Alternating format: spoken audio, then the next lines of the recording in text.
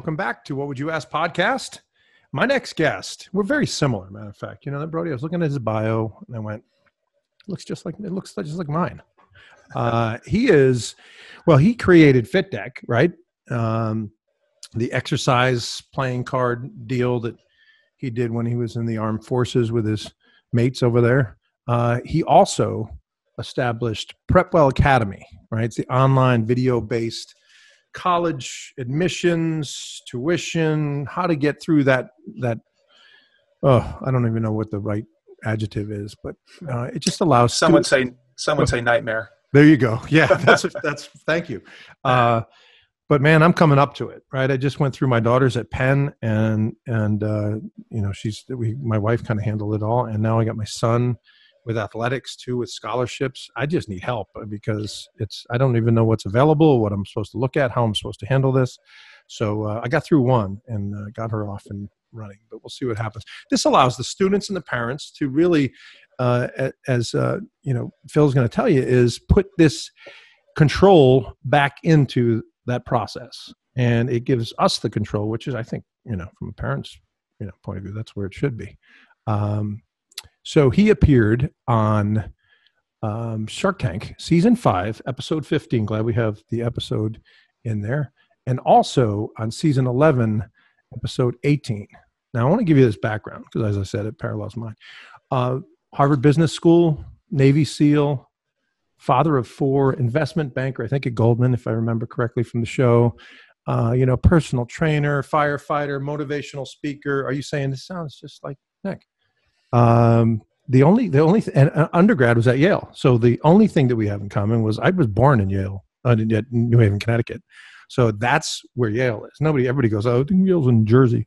No, it's not. It's in New Haven. Give us some props for something besides Toad's Place. And that's right. That's about it on the Yale Hall. Anyway, I am excited to have this conversation with the creator of FitDeck and the Prepwell Academy. Welcome to What Would You Ask podcast, Phil. Thank you, Nick. Glad to be here. I'm glad you're here as well. And, it's interesting in doing getting all the information together. It's interesting. Kevin, at the end of the walking out with Prepwell Academy, he says, I'm inviting you personally back for a third time. I mean, it's basically like, come on back. That's got to be a great feeling. I mean, you measure up to these people. Like, I mean, if you look at them as the creme de la creme of, I know it's different, right? They're established, venture folks and stuff, but man, it's just so cool to see someone like yourself be able to walk in there and say, hey, I'd like this. When you first walk in, I want to ask you this question about FitDeck. Do you think with your bio that they were disappointed in the product, looking at it at first, until you explained it eloquently? What, the deck of cards? What, this guy has you know what I mean? Tell us a little bit about that feeling. Yeah, that wasn't a great feeling. It was, they seemed to be impressed, so to speak, with my background. And then multiple times, I think, if I remember correctly, I try to put some of those parts out of my head. But they would look at the cards and they say, after all that, this is what you came up with? Right. And my response, and some things get aired, some things don't get aired, but my response is, my life's work at that time was trying to help people get in shape, trying to help people have different workout routines that would help them.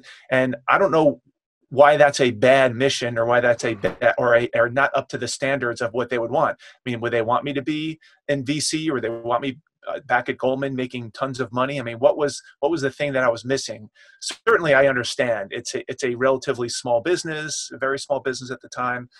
And with the background, a lot of people say you should be a senator, you should run for president. Just on paper alone, a lot of people say, why are you now a firefighter? I mean, that's even more of a thing that people ask me, as opposed to why are you starting your own business? Because starting your own business takes a lot. It takes a lot of effort. It takes a lot of wearing a lot of hats. So some of those different parts of my life, I think, really came in well when it comes to running a business. But it did throw me off a little bit, and I just had to work through it and keep smiling and try to convince them that it was worthy of their investment and worthy of other people to purchase. So take us on the journey. You established FitDeck, and you're saying, okay, this is viable. I want to do this. What was the motivation to bring it to Shark Tank? And what was that journey like to get through audition and all of that stuff? Yeah, at the time, I believe I had run the business for 5 or 6 years. It was a business that I ran out of my garage from home. Specifically, I wanted to have what we call a lifestyle business, a business that I could run, keep it small, not have a lot of partners, relationships, relationships, just a lot of extracurricular things going on. I had 4 kids at the time. They were much younger then. I was a firefighter at the time, so I only had a limited amount of time. So I wanted to do this thing that I was very passionate about, that seemed like it would have some traction because it was simple, it was easy, it was convenient. People are always looking for things to mix up their workout routines. So I built it for 5 or 6 years, didn't really have any big ambitions, to be honest with you, about scaling it or turning it into a mobile app or getting into every single sporting goods. I mean, I had delusions that that would be cool, but I understood what that would take. That would take hiring people, raising money, a lot more headaches, legal headaches, employee headaches.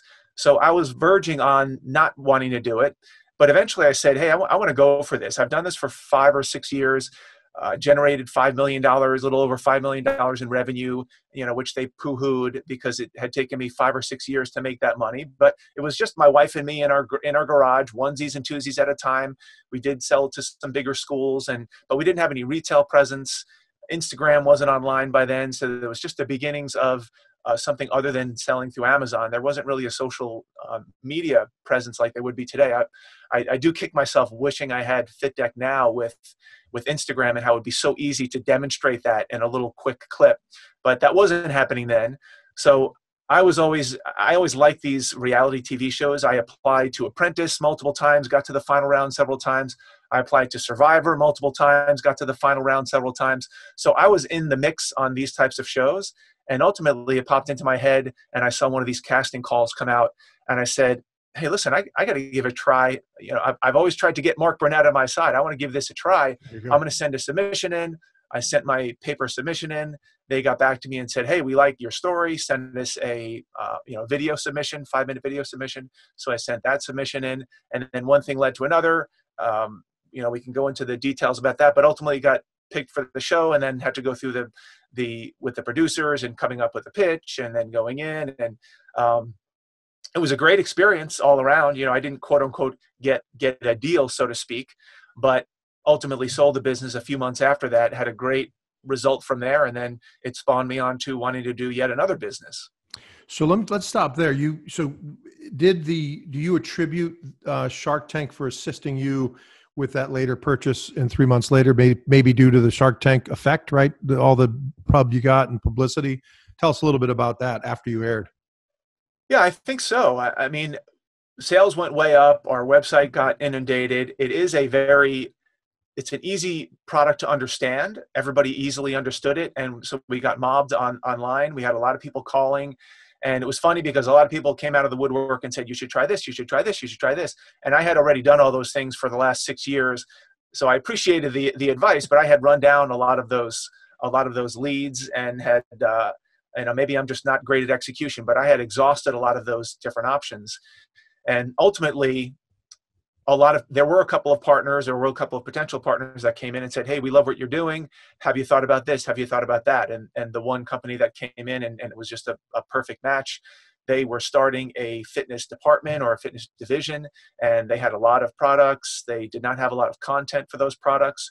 So they figured, hey, this guy's got 40 different decks of FitDecks, and he's got a good story. We love the brand. Instead of trying to do that from scratch on our own and spending 2 or 3 years kicking this around and being an also ran, why don't we just take the founder and take the original FitDeck and bring him on board? That's great. What a great story and outcome too. That's awesome. So then it migrated or transitioned into Prepwell Academy. Tell us a little bit about the origin of that. I did a hatchet job of describing it, but I know what it was like. I just didn't articulate it well. Tell us a little bit about that. And then just as you do that, tell us about how that went to a second visit into the tank, which that's a hallowed ground. Nobody gets that chance, or very few do anyway. Yeah, it was pretty rare. Of course, I did at the end of my first episode, I did remember, and I had clipped on my computer at the end of the first time I was on Shark Tank with FitDeck, they said, hey, we don't really like the direction you're going. We don't think that it's going to make money going mobile because everything's going to be free. So we like the business. You should stick with selling the analog decks, the physical decks. And we think that's better because we don't really think it's investable right now because we don't think there's going to be an ROI. We don't think there's going to be a return on investment. So I was left with them saying, stick with your knitting, but we want to have you back because we think you have a lot of potential to do other interesting things. So that was in the back of my mind, of course, as an entrepreneur. Then I sold the business, and then I had my younger kids, and my kids at the time were in 4th, 5th, 6th grade, and I was going to their baseball games, their soccer events, their water polo, and all these different sporting events that a lot of parents get involved in, and you're sitting on the sidelines. And I was listening to other parents in the sidelines and the stands complaining about what the college admissions process was like, how difficult it was, how obtuse it was and non-transparent, and so-and-so's not getting into this college and they have a perfect resume and a perfect SAT score. What's happening? So I'm listening off to the side and slowly creeping over. And I knew these people and they were my friends. But ultimately they looked at me and they said, hey, why don't you tell us how to do this? I know your kids are a little bit younger, but you went to Harvard and you went to Yale and you were a Navy SEAL and Goldman Sachs hired you and now you're an entrepreneur. So what does it take to compete in these very highly competitive, highly selective programs? And I didn't really have an answer because I wasn't necessarily up to date on the latest and greatest in college admissions. I had been removed for a little while, but it did give me pause. And I went back and this was probably 6 months after I sold the business. I went back and I was thinking about what to do. And I was a firefighter at the time. And I literally sat down at the proverbial kitchen table and I said, I'd like to start another business, maybe go back on Shark Tank. What is it do I think that I can do well? I didn't have a lot of answers. I mean, I had some skills and I had education and things, but it really came down to, I happen to have a very weird, what I would call a superpower, which is somehow I understand how to get into very selective, very competitive programs, whether it's Yale as an undergrad or Harvard or Goldman Sachs or even Shark Tank. There are certain steps one has to take. Even somebody like me, who's not the smartest guy in the room, I'm not the most athletic guy. I don't have a big pedigree or family legacy, that, family name, so to speak. I'm starting from scratch. I'm pretty much your average guy. How was I able to cobble together this series of 3, 4, 5 competitive programs in a row? So I said, well, maybe that's my thing. Maybe that's the thing that I understand. Let me think about that. So I went into the lab and I started writing things up.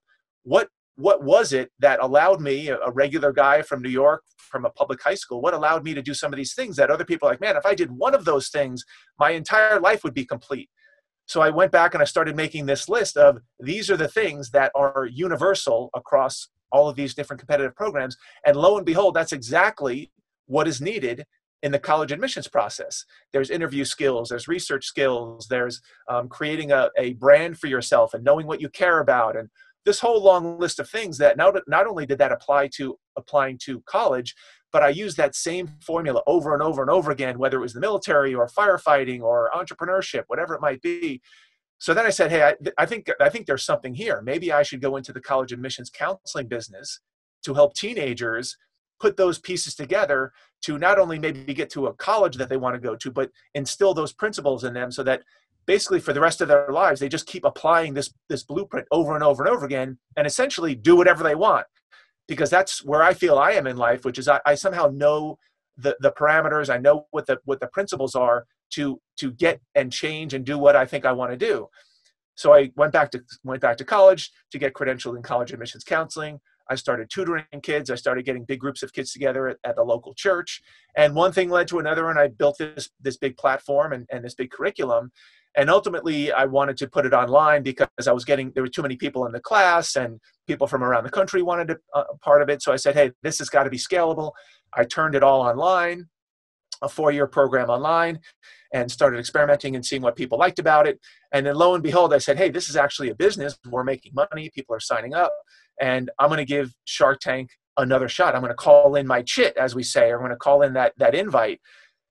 Easier said than done, Nick. I will tell you, I actually thought naively that I would send an application in and say, hey, you guys told me that I could come back. I'm ready. That did not happen. I think it was my 3rd or my 4th re-application where they eventually said, okay, we want you now. So for the people who are thinking about Shark Tank, Some of it is timing. I mean, even obviously there's no legal, it wasn't legally binding, the invitation to come back, but you would think as a human interest story that if they had me one time and they promised me to come back with everybody nodding their head, that they would bring me back. Well, it took me several tries to get back on, which in the end was good for me versus bad. And then I gave it a second shot. That's so interesting because you're right. Not only did they do that, they did it on the air, right? They did it in front of millions and millions of viewers. Right. And more than one person. They all were nodding their heads. They were like, yeah, welcome you back. I'm not surprised, but I think that a few of them in some of the conversations that I either read this or I saw it on the air, that they were talking about just investing in you. They didn't care what you could have had a hanger and they were just figuring, let's just invest in him. And I think that if I think it was like 300 for 20% or something for FitDeck is what you went in with. I think it was something smaller, like one of those, scrub daddy things for 100,000. They might even consider that. But that's interesting that it took you that time to get back in this. We are speaking with Phil Black from Shark Tank. He was on with FitDeck and then came back, as we're just talking about, with Prepwell Academy. And we're talking about that. If you have a question for one of your upcoming or our upcoming Shark Tank entrepreneurs, head to our website at whatwouldyoask.com and have a list of all the guests and who's there and who's coming up and all that. We are knocking on the door of 100 entrepreneurs from Shark Tank. And then we're going to shut the door real quick because we have a couple of other series we have to get to, like Amazing Race and The Profit and some other things. But so tell us, Phil, you go in there, how you just articulated Prepwell Academy. I was interested right then, and I'm thinking, I made two notes about just some of the things that you mentioned to look into for my own kids. I have 4 kids, 2 boys and 2 girls. My son is a junior right now. I mentioned my daughter's a sophomore at Penn, and my daughter Emily is behind that as a freshman. So they're all on their way, and that'll go by in what feels like 2 months. You know that. So tell us a little bit about that. I didn't get that. I thought it was unique. I thought it was interesting. But we saw 7-minute clips of what probably was 45 minutes, an hour, an hour 15. That didn't sound like what you just told me. I mean, that you have a full platform of content and information. That was very much detailed.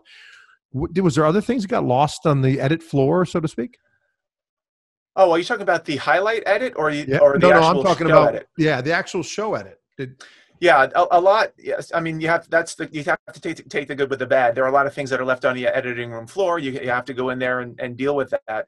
I wouldn't say that I was unfairly portrayed, but they definitely zoomed in on the things that are actual challenges.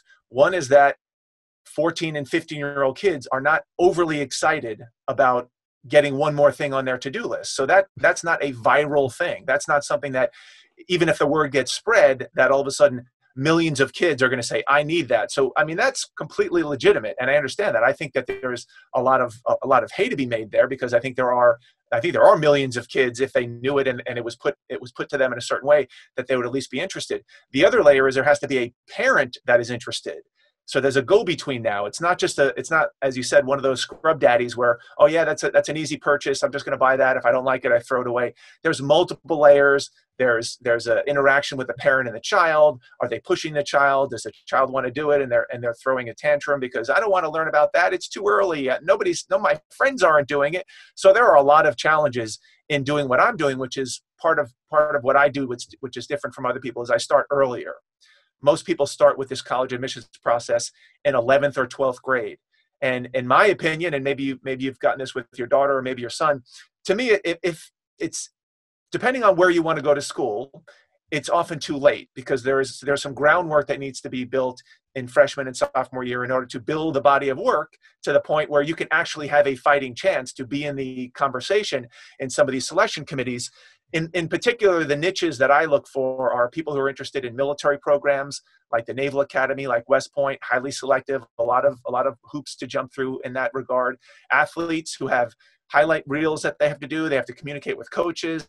They have to be the right size, the right handedness. They have to be in the right program with the right types of coaches. So there's a lot to handle there. And then, of course, what I call the Ivy program, which is basically a top 20 school, a school that's very competitive, where you have to have done certain things to get to that position. That normally, of course, there are exceptions, but that normally doesn't really work out that well if you wake up in the middle of junior year, like many people did this year and decide that, oh, and now I want to take the SAT, and oh, I didn't realize that leadership was so important. I didn't realize that it mattered how often or how long the duration of your extracurriculars were, and then they don't have any chance. So there's a lot of heaviness to this that is not necessarily that easy to explain on in 10 or 11 minutes.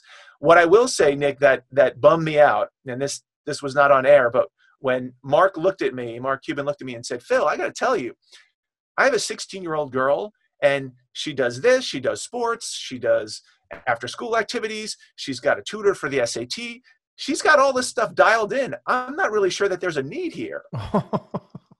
And I said, Mark, you're a billionaire. You're a billionaire. Yeah. I would suspect that your daughter would have everything and anything given to her, maybe not given to her, but afforded to her, provided to her, accessible to her.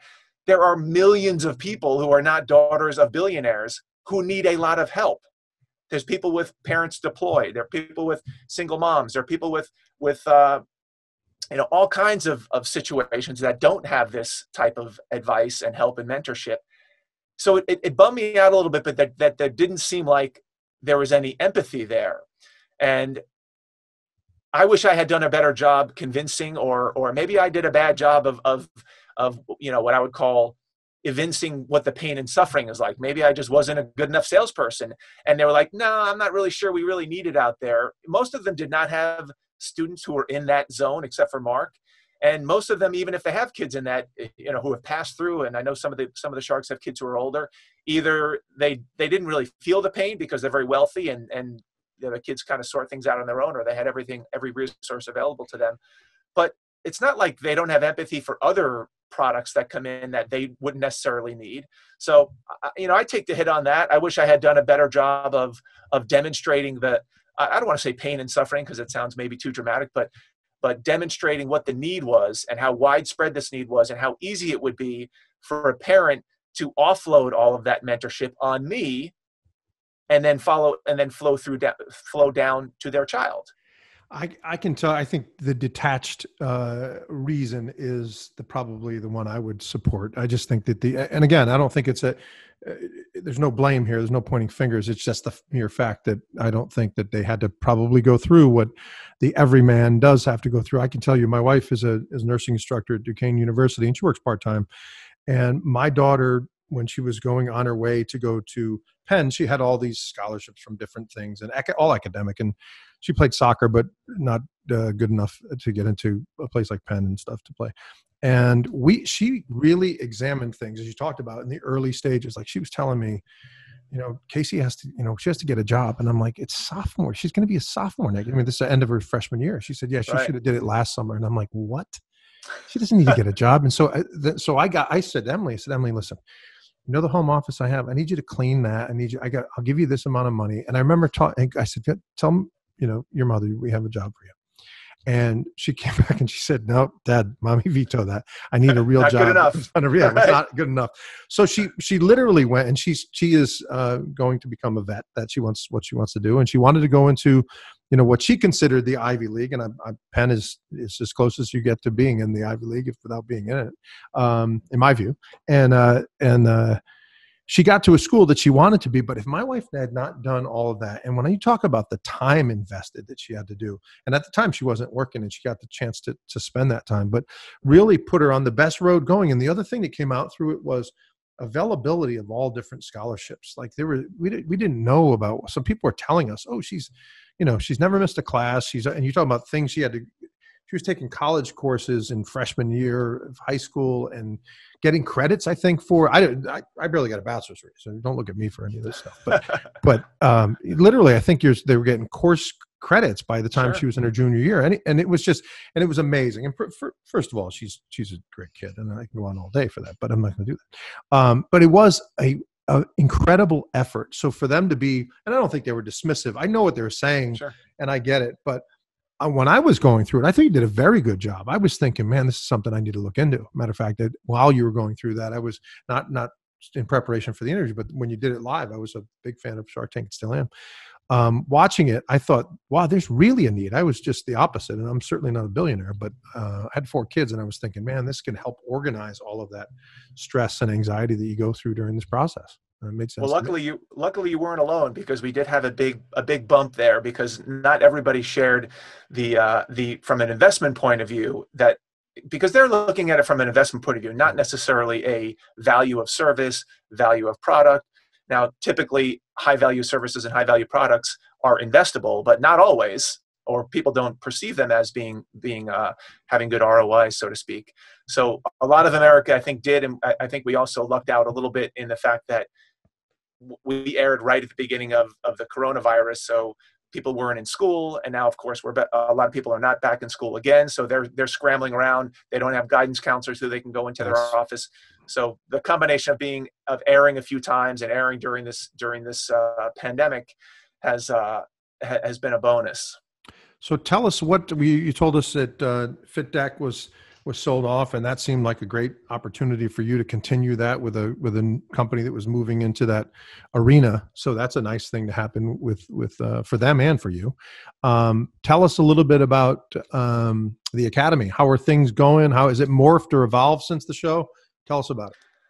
Well, it's certainly grown. We've certainly got a lot more attention. We have a lot more members, a lot more subscribers, and we've actually been getting a lot of attention again, primarily because of this pandemic. I had in the back of my mind, of course, getting it to more of an enterprise level where we go into school systems as opposed to doing this onesies, twosies. The onesies, twosies can get old after a while. It'd be nice to, quote, scale this out and go into school systems where they could put it up on the Prometheus board, as we have in our school systems, basically the big board in the classrooms. Mm-hmm. So I am working with a pilot program for a couple schools in New Jersey where we're basically rolling this out to the entire school, because the teachers are now in charge of the guidance counseling or the college admissions stuff. Some of them are up to speed on it, but they don't want to have to now add another layer of content management. They know enough where they can be dangerous, but I'm giving them all of my content. They're putting it up for 10 or 15 minutes at the end of English class, and then they're going to facilitate discussion.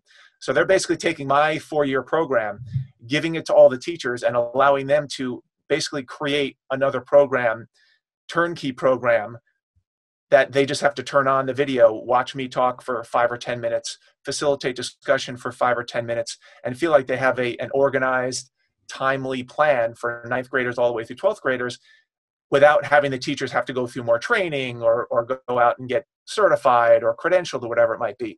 So I think if these pilot programs work out, once again, being helped out by this pandemic because all the programs are, of course, online, I think if we can nail that model and we could start spreading school after school after school, school district after school district, I think that on the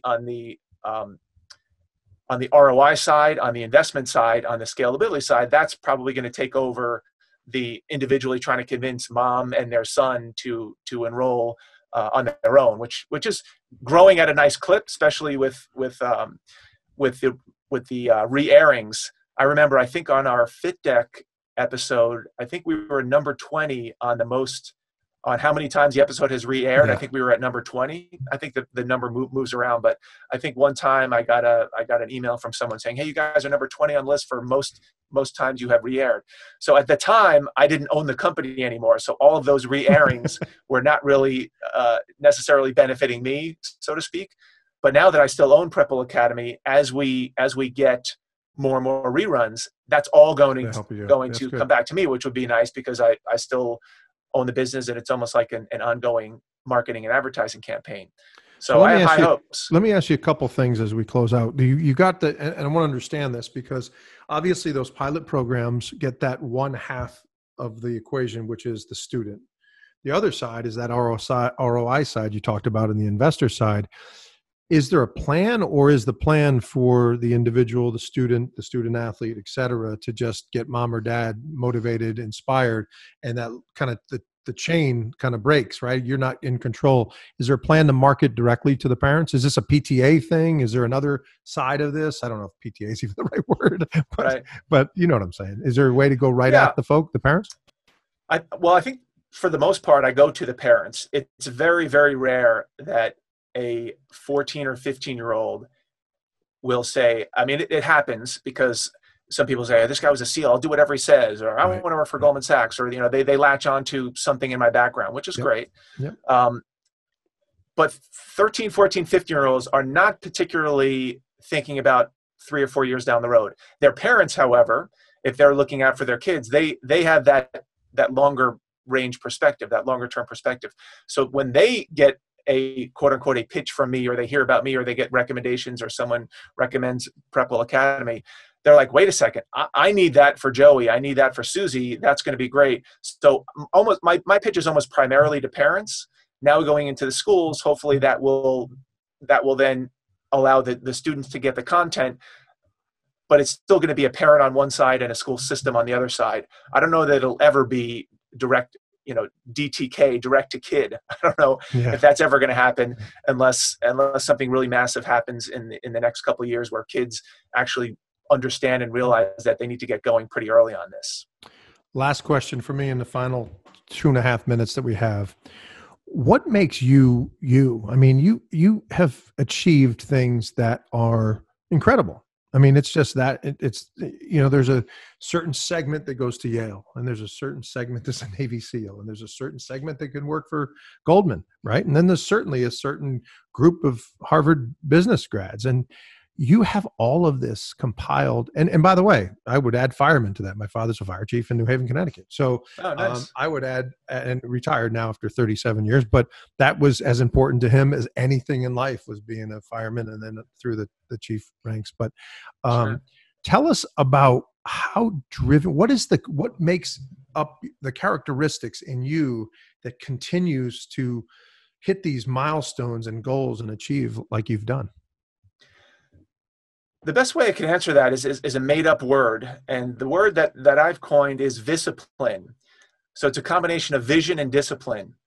And so I spend a lot of time thinking about where I want to go in my life, and that's the vision, and that changes a lot. When I'm coming out of undergrad, my vision was, I want to make a lot of money. I want to pay back my school loans. I want to do what all my friends are doing. I want to work 100-hour weeks. That was the vision. So then the vision has to be attached to discipline, because you can't just think about things and all of a sudden they happen. You have to have the discipline to do well in school, to make sure you follow up with those emails, to make sure you follow up with those sales calls, whatever it might be. So having I guess the bottom line is having the wherewithal to understand that there's a vision that drives motivation. That vision has to be attached to discipline to make that happen. And then the overarching thing, which is what Prepwell Academy is all about, and it's even the namesake, is the preparation to do that. Some people are brilliant naturally. Some people are naturally gifted athletically. I don't have any of those things, so I have to be the grinder and the person who starts way ahead of time. And my wife makes fun of me. I would start college essays and term papers weeks and weeks and weeks ahead of time. And she would make fun of me. She would do it the night before. Everybody has their different way of doing things. So I think in summary, this idea of having a vision, attaching it to the discipline to get to that vision, understanding that vision can change over time. Once I had kids, after 9/11, visions change all the time. Having those values conversations with yourself and figuring out what that new vision is, understanding that you have to attach it to discipline, and then understanding that, at least for a guy like me, you have to prepare ahead of time. You have to get in front of that in order to get to where you want to go. That's awesome. Tell everybody where we can find out more details, the parents that are listening, maybe some of the students that are listening. Prepwell Academy, where should they go to find out more about it? The best place is prepwellacademy.com. You can get me on Instagram at Prepwell Academy, but probably the website is probably the best place to go. Awesome. And before you guys start sending stuff in, I promise you I'll get Phil back on. I promise you. I know you're already going to say that. We want you back on. So stay tuned. We'll have a part 2 of Phil like we've done with some others. Phil, thank you so much for joining us today. Really appreciate it. Great to be here. Thanks, Nick. All right. We'll be back with more What Would You Ask podcast in a second.